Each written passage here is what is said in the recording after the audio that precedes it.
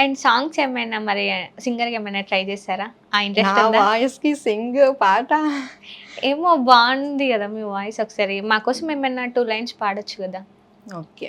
మీ ఇష్టం. అది ఆడియన్స్ కూడా ఇష్టం. చూసి ఏమైపోతారో మరి. ఓకే. ప్రియతమా నీ వచట కుశలమా నీ నిచట కుశలమే ఊహలన్నీ పాటలే కళ్ళ తోటలో తొలి కలల కవితలే మాట మాటల ఓహో కమ్మని ఈ ప్రేమ లేఖలే రాసింది హృదయమే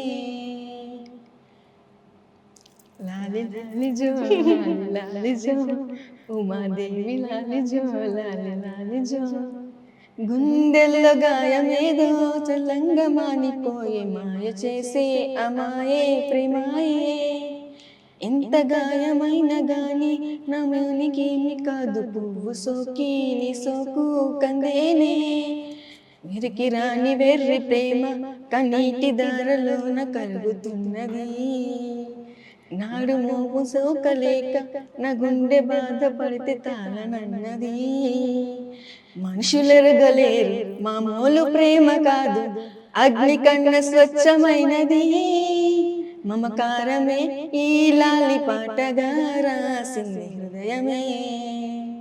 సమీమ ఏం చేసినా అలా చూస్తూ ఉండిపోవచ్చు అయితే. వాయిస్ బావుండది అని అన్నారు. చాలా బావుంది.